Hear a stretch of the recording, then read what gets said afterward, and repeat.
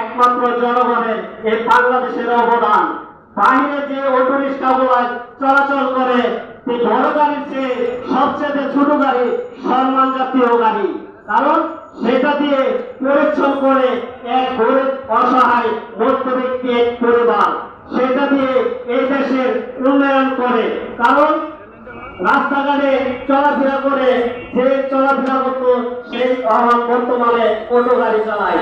এই গাড়ি দিয়ে নিজের ছেলে মেয়ে, নিজের সংসার এবং ভাই বোনদের ছোট ছেলে মেয়েদের লেখাপড়ার জন্য এই সরকার যে একটি লাইসেন্স যদি দিত সবচেয়ে বেশি বলা হতো। কারণ এই লাইসেন্সের কারণে আমরা বিগত 8 বছর আন্দোলন করেছি। অভাব শুনে সিটি কর্পোরেশন থেকে বলে তাদেরকে লাইসেন্স করে দেবে, কারণ একটি লাইসেন্স যদি করে যায় তাদেরকে 5 থেকে 10,000 টাকা নিবে। আর সেটা এক গরিব অসহায় রিক্সা চালক সেই টাকা কি দিতে পারবে? দিতে পারবে না।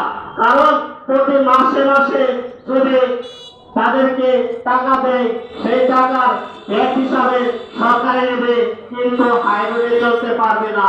শাখা রুটে যদি চলতে পারে তা আমি শাখা রুটে চালাবো, হাইরোডে গাড়ি চালাবো না। হাইরোডের যদি পারমিশন আমাদেরকে লাইসেন্সের ব্যবস্থা করে দেয় সেই জন্য আমরা হাইরোডে গাড়ি চালাতে পারবো।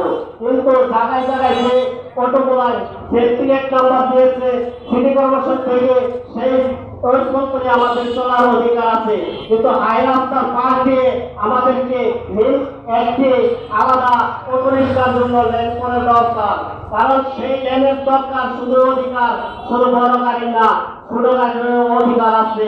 আর এই অটো গাড়ি যদি চলতে দেয় তা আমাদের এই দেশ উন্নত হবে এবং ব্যাটারি যাতায়াত এবং অটোর পার্সের মাল সে অনেক মানুষ বেঁচে থাকবে। কারণ অটো যদি না দেয়, অটো যদি আমাদেরকে চলে যদি মানা করে সে আমাদের কি করে উচিত? কারণ এখানে আমাদের লেখাপড়ার জন্য এবং ছেলে মেয়েদের ওসব বিষয়ের জন্য আমরা এই চলাচলের জন্য যে রিক্সাগুলো চালাই সেটা দিয়ে আমরা চিকিৎসার ব্যবস্থা করি। এই চিকিৎসা